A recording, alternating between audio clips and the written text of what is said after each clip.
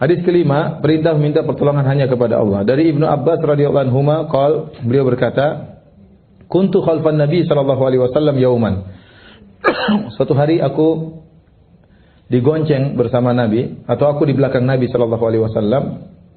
Faqala, kemudian Nabi sallallahu alaihi wasallam berkata, "Ya gulam, wahai sang pemuda, wahai anak remaja, ihfazillaha yahfazka." Jagalah Allah, niscaya Allah akan menjagamu. Ihfazillaha tajidhu tujahaka. Jagalah Allah, niscaya kau dapati Allah di hadapanmu. Wa idza sa'alta fas'alillah. Kalau kau minta, mintalah kepada Allah. Wa idza sta'anta fasta'in billah. Kalau kau minta pertolongan, mintalah pertolongan kepada Allah Subhanahu wa taala. Hadis ini yang menjadi perhatian kita adalah bagian terakhir. Kalau kau minta, mintalah kepada Allah. Itu biasakanlah dirimu untuk tidak mengharap kepada orang lain. Kalau kau ingin zuhud, ingin wara', biasakan dirimu tidak berharap kepada orang lain. Biasakan dirimu untuk tidak minta kepada orang lain, ya. Kita bukannya tidak boleh, bukannya dilarang minta pertolongan orang, boleh, tapi sekali-sekali. Sekali-sekali. Namun asalnya kita tidak minta kepada orang lain. Kata Nabi sallallahu alaihi wasallam, "Wa man yastaghni yughnihillah." Barang siapa yang berusaha mencukupkan dirinya dengan Allah, maka Allah akan cukupkan dirinya. Tidak baik orang yang suka mengharap sama orang lain. Mengharap sama makhluk itu hanya mendatangkan kekecewaan. Semakin harapan kita gantungkan kepada Allah, kita semakin bahagia.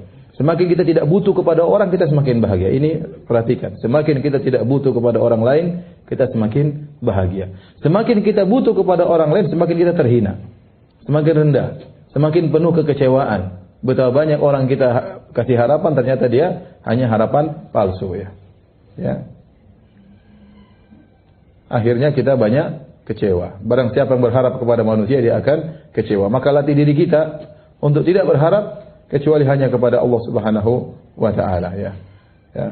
Dalam segala hal kita berusaha tidak berharap kecuali hanya kepada Allah Subhanahu wa taala. Ini masalah hati. Baik, hadirin dan hadirat yang dirahmati oleh Allah Subhanahu wa taala, kalau kita tidak berharap kepada manusia, maka hidup kita benar-benar merdeka, ya, benar-benar tentram, benar-benar bahagia, dan kita semakin ikhlas kepada Allah Subhanahu wa taala. Kalau kita berharap sama orang, akhirnya kita perlu cari muka, cari perhatian, ya, agar diperhatikan oleh dia. Terkadang harus kita pamerkan sebagian amal soleh kita, terkadang harus kita pamerkan sebagian karya kita. Nah, karena kita berharap dari dia, ya. Dari dia. Maka latih diri kita untuk tidak berharap kecuali hanya kepada Allah Subhanahu wa taala. Adapun hadis ini adalah wasiat Nabi kepada sang pemuda Ibnu Abbas. Ibnu Abbas masih sangat muda tatkala itu, masih sangat muda, remaja. Nabi berkata, "Ihfazillaha yahfazka." Jagalah Allah, maka Allah akan menjagamu. Apa maksudnya jaga Allah? Yaitu jaga perintahnya, jauhi larangannya. Maka niscaya Allah akan menjagamu, menjaga dirimu, menjaga anak istrimu, menjaga hartamu, menjaga duniamu, menjaga agamamu. Ya. Para ulama mengatakan, kalau engkau jaga Allah, kau jaga perintahnya, kau jauhi larangannya, sejauh itu pula Allah akan menjaga agamamu dan menjaga duniamu. Semakin kau menjaga Allah, semakin kau dijaga oleh Allah Subhanahu wa taala. Dan kaidah mengatakan al-jaza' min jinsil amal, balasan sesuai dengan perbuatan. Ya, balasan sesuai dengan perbuatan. Ya.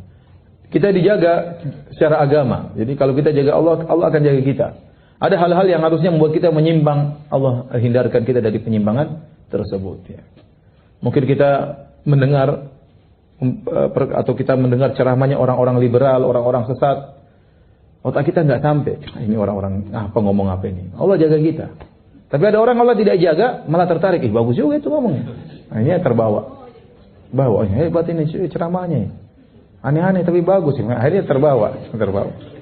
Contoh sederhana bahwasanya Allah jaga seseorang, ya. Saya ketemu orang, Ustaz. Ngobrol kemarin. Ustaz, Firanda dulu main musik. Iya, saya dulu main musik parah. Saya dari dulu enggak suka musik itu, Ustaz. Masya Allah, ente dijaga Allah berarti dari dulu. Jadi kecil saya enggak suka musik. Ada udah belajar enggak bisa-bisa. Makanya suara selalunya false terus buat suaranya. Ya. Jadi memang dia dijaga oleh Allah. Mungkin doa bapaknya, doa kakeknya, dia dijaga oleh Allah Subhanahu wa taala. Jadi hal-hal yang membuat dia menyimpang, ya. Tapi ada orang yang tidak dijaga oleh Allah Subhanahu wa taala sisi agamanya. Contoh, dia mungkin begitu dia dihadapkan dengan fitnah wanita, digoda oleh wanita, dia bisa terjaga. Harusnya dia tidak mampu, tapi Allah menjaga dia. Ya, sehingga harusnya dia tergoda oleh wanita yang haram, akhirnya dia dijaga oleh Allah Subhanahu wa taala. Ada orang yang tidak dijaga, oleh karenanya tatkala Allah menjaga Nabi Yusuf alaihissalam, digoda oleh Zulaikha yang sangat cantik jelita, di kamar tidak ada yang lihat. Kemudian dia sudah menghias dirinya, dia rayu Nabi Yusuf dengan luar biasa. Maka dia pun diselamatkan oleh Allah. Kata Allah, innahu min ibadinal mukhlasin. Kenapa Nabi Yusuf selama ini ikhlas? Maka Allah selamatkan Nabi Yusuf alaihissalam. Allah sebutkan, kami selamatkan dia karena dia adalah hamba yang ikhlas. Maka seorang jika selalu bertakwa kepada Allah, ya, selalu berharap kepada Allah, kemudian dia menjauhi larangan meskipun tidak ada yang lihat, dia menjauhi larangan. Ini menunjukkan dia ikhlas, ya.